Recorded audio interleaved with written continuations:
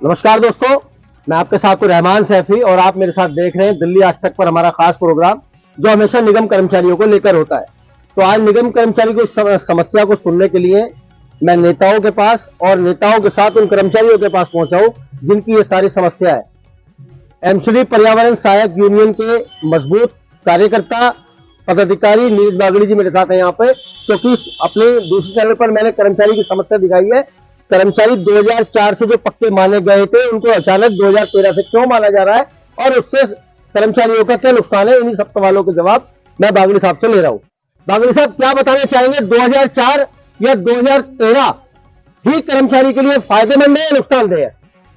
CP साहब नमस्कार। देखो, आज वार्ड नंबर 210 में समस्या लेकर हम आए, आप भी आए हो। आप हमेशा मजदूरों की आवाज उठाते रहते हैं, समय समय पर उनकी समस्याओं को सॉल्व करते रहते हैं। जो सीपी साहब आपने सवाल किया, इसके लिए मैं पहले बता देता हूं कि 2004 से इन कर्मचारियों को परमानेंट माना गया। इनका कहने का तात्पर्य यह है कि हम 2013 से माना, कारण उसका बहुत बड़ा कारण है। उसका ये कारण है कि वो ये कह रहे हैं कि जो पोस्टें ग्रेट हुई थी 2013 में ग्रेट हुई थी, 2013 में परमानेंट हुए, लेकिन स्टैंडिंग कमेटी में इनको 2004 से पक्का माना गया। लेकिन जो स्टैंडिंग कमेटी में पास होता है वही सबसे सत्य होता है और वही सबूत होता है सबसे बड़ा। लेकिन इनके अधिकारियों की हड़दर्मी द्वारा इन्होंने इनको 2013 से माने। 13 से मानने का मतलब है कि कर्मचारियों के सारे डिफरेंस खत्म हो जाने, सारे इनके जो गोल्ड मेट होते हैं ना सब खत्म हो जाने, और ये अपनी जो सैलरी आज की डेट में ले रहे हो वो आधी सैलरी हो जाएगी इनकी। जैसे कोई 50,000 ले रहा है उसकी 25 हो जाएगी, 40 ले रहा है उसकी 20 हो जाएगी। तो ये बहुत बुरा कुठारा घाट है हमारे सफाई कर्मचारी के ऊपर।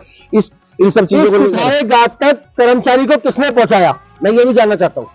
देखिए, इस कुठारे घाट तक कर्मचारी को पहुंचाने वाला और कोई नहीं, केवल ज्ञानंद जी के ये अधिकारी हैं, क्योंकि कहीं ना कहीं इनके अंदर एक स्वार्थ छुपा होता है।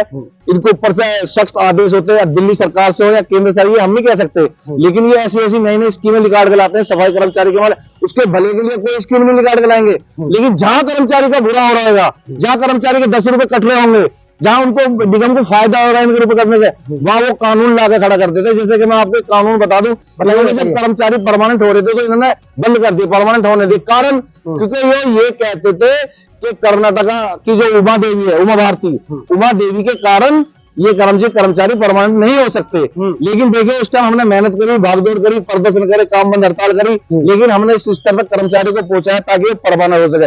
वो उमा देवी का जो कर्नाटका था वो हमने खत्म करवाते हुए इनको हमने परमानेंट कराया। लेकिन अब वो इस राह से निकल गए, अब उन्होंने दूसरा कानून लाके खड़ा कर दिया, 2013 से पक्का मानेंगे, इनकी आधी तनख्वाह काट लियांगे। आज भी वही है, जैसा कि मैं आपको बता रहा हूँ कि हमारे एमसीडी पर्यावरण सहायक यूनियन ने एलजी साहब के यहाँ पर लेटर लगा रखा प्रदर्शन का 15 फरवरी का। तो हम वहां प्रदर्शन करेंगे, तमाम जितना दिल्ली का कर्मचारी तमाम वहां पहुंचेगा। दिल्ली का तमाम कर्मचारी 28 दिन की हड़ताल भी कर चुका है बागड़ी साहब। दिल्ली का तमाम कर्मचारी जंतर मंतर पे अपनी कमरों पर, अपने पेट पर, अपने सर पर लाठी भी खा चुका है, तब भी कर्मचारी पक्का नहीं हुआ। दिल्ली की 53 यूनियन एक्टिव काम कर रही है अभी। इतने सारे यूनियन नेता कार्यकर्ता जो काम नहीं करते यूनियन नेतागिरी के नाम पर, उनके मजे आ रहे, तो ये कर्मचारी बेचारा यहाँ पर परेशानी क्यों भोग रहा है? सवाल ये सबसे बड़ा। देखिए सेपी साहब, मैं बताऊं आपको, 28 दिन की हड़ताल वो जो हमारी विफल हुई, 28 दिन की जो हड़ताल हमारी विफल हुई, उसके बहुत बड़े कारण। विफल का जिम्मेदार क्या कर्मचारी था? नहीं, इसका जिम्मेदार कर्मचारी उसका जिम्मेदार नहीं था। उसको विफल होने का अधिकारी जिम्मेदार जो थे वो अधिकारी थे। अधिकारियों ने बहुत बड़ा गेम खेलकर इन नेताओं के बीच में फूट डलवाई और फूट डलवा के शासन करा। सिर्फ ये कारण था और कोई कारण नहीं था। लेकिन कर्मचारियों ने 28 दिन की हड़ताल में उस सबका परिणाम तो यहाँ पर कर्मचारी ने भुगताना अकेला, चाहे वो 210 का कर्मचारी हो, मैं कह रहा हूं प्रत्येक वार्ड के कर्मचारी ने भुगता उसका भुगतान। लेकिन सीपी साहब, आप एक बात भूल रहे हो, आप ये ध्यान नहीं कर रहे कि 28 दिन की हड़ताल के बाद भी कर्मचारी परमानेंट हुआ है। 28 दिन की हड़ताल जब हुई थी उसके बाद भी कर्मचारी परमानेंट हुआ, कम से कम भी 1400 कर्मचारी परमानेंट हुआ उसके बाद में 28 दिन की हड़ताल के बाद में। तो आप तो वैसे भी विफल नहीं कह सकते कि विफल हो गई थी वो। उसमें आदरणीय संजय गहलोत जी, ऊटवाल जी, जय भगवान चारण जी, ये सारे लोग तमाम टीम थी जिन्हें लगी और थी। लेकिन वो हम आज उसको विफल नहीं, विफल उस टाइम होगी थी, लेकिन आज हम उसको विफल नहीं मानते। उसके बाद भी कर्मचारी परमानेंट हुआ है और अपनी ड्यूटी पे चला है और आज अपनी नौकरी कर रहा है।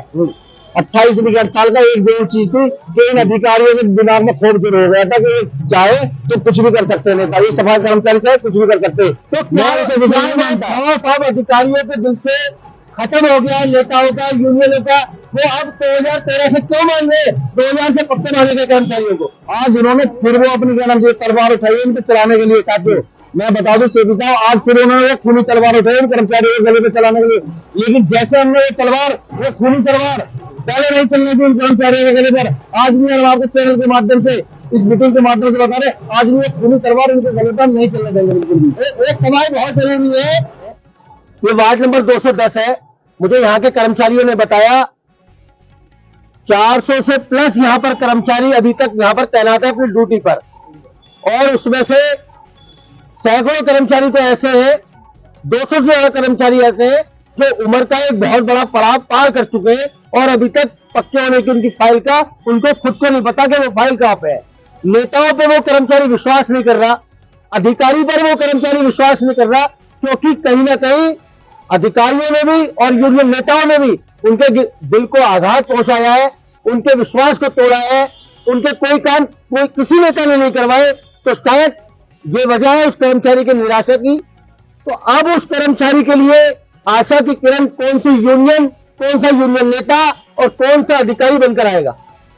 देखिए, जैसा कि आपने कहा कि कर्मचारी निराश है नेताओं से भी अधिकारियों से, तो मैं तो आपको ये बताना चाहता हूँ कि केवल कर्मचारी नहीं, यूनियन लीडर जितने आज सादरा साउथ में दिल्ली में है, वो कोई नेता नहीं है, वो भी एक सफाई कर्मचारी हैं। तो उनकी भी वही समस्या जो कर्मचारियों की समस्या है, नेताओं की भी वही समस्या जो कर्मचारियों की समस्या है। लेकिन जो ट्रम्प गेम खेलते हैं अधिकारी खेलते हैं, नेता कोई ड्रम गेम नहीं खेलता। हर नेता ये चाहता है जिसके नेतृत्व में प्रदर्शन हो रहा है, वो ये चाहता है मेरा प्रदर्शन सफल हो और मेरे इसको आंदोलन के करने से कर्मचारियों का भला हो और कर्मचारियों को पक्का किया जाए, उनको उनका हक मिले। नहीं, अधिकारी अगर कहता है वागली साहब, मुझे आप एक बात का जवाब दो, मैंने माना है कच्चा कर्मचारी, वो कच्चा कर्मचारी है इसलिए कमजोर है, वो अशिक्षित है, अनपढ़ है इसलिए वो कमजोर है।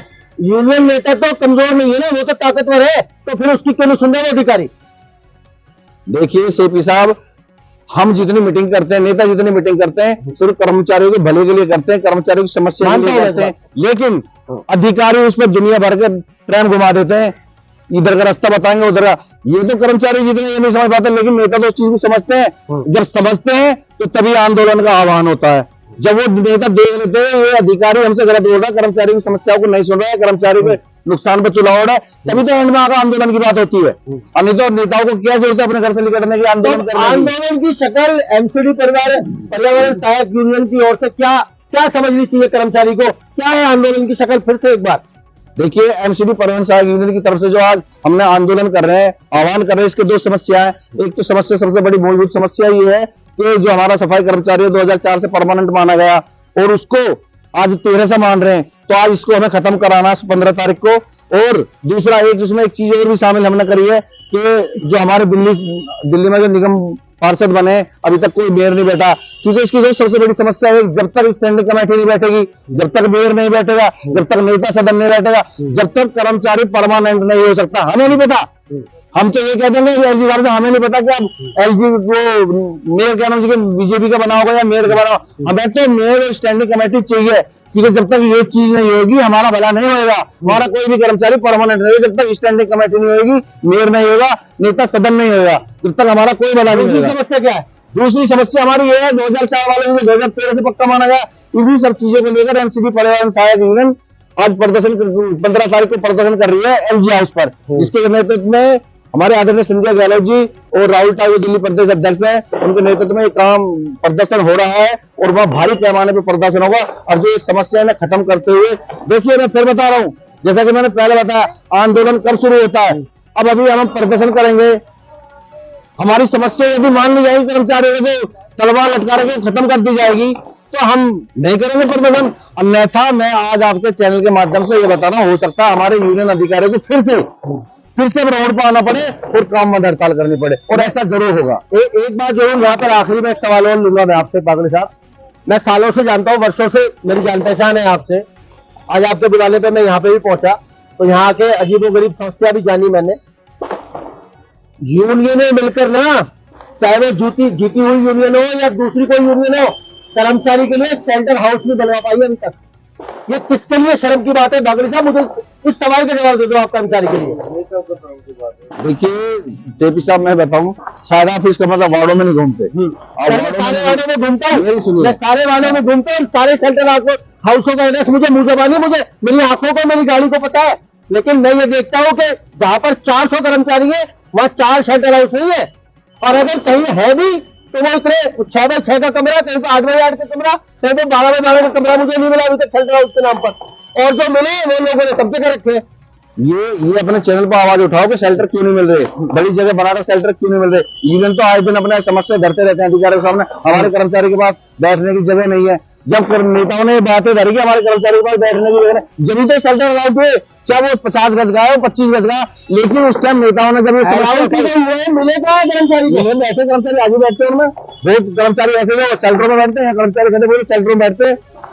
यहाँ के जो अधिकारी है, यहाँ के जो इंस्पेक्टर है, दरोगा, वो से शेल्टर तो उन्होंने अपने खुद के दफ्तर बना लिए, कर्मचारी उसमें बैठते हैं, खाना खाते हैं। जो भी 25 गज में 30 गज में जो भी शेल्टर बना के दिए, ये नेताओं की आवाज में शेल्टर बना के दिए। नेताओं ने समस्या रखी, समस्या लड़ाई लड़ी, तभी तो शेल्टर बने। अब नेता नहीं लड़ते तो शेल्टर भी आज नहीं बनते जो है। मैं कह रहा हूँ उससे ज्यादा होने चाहिए, बड़े होने चाहिए, लेकिन ये कर्मचारी नेताओं की लड़ाई पर, कर्मचारी की लड़ाई पर ये शेल्टर जो आज है, ये लड़ाई पे बने, ना कि कर्मचारी इन्होंने अधिकारियों ने अपने आप बना के दे दिए। अपने आप तो हमारी, मैं बता रहा हूँ, ये अपने आप तो 2 रुपए दे नहीं सकते। कि अगर इनके दिमाग में अधिकारी को आए ना कि इनको 2 रुपए देने, वो कभी नहीं दे सकते। हाँ, जैसे कि मैंने बताया 2004 वालों को बोला, काटने का नंबर आए तो मिनट नहीं लगाते। आप जाकर देख लो, जोन में सबके 558 आदमियों के कर्मचारियों को पैसे उन्होंने काट कर धर दिए हैं।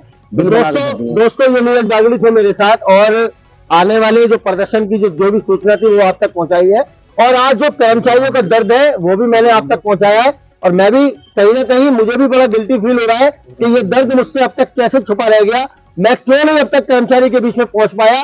काफी समय निकल चुका है, कर्मचारी को 2004 के बजाय 2013 से मानने की कगार पे प्रशासन ने बिल्कुल अपनी हरदर्मी लाश दिखा दी है। शाहदरा साउथ जोन की डीसी मैडम अपनी तानाशाही पर उतारू है, कर्मचारी की जो सैलरी महीने की आती है उसमें से भी कटौती करके कर्मचारी को देने की कोशिश कर रही है।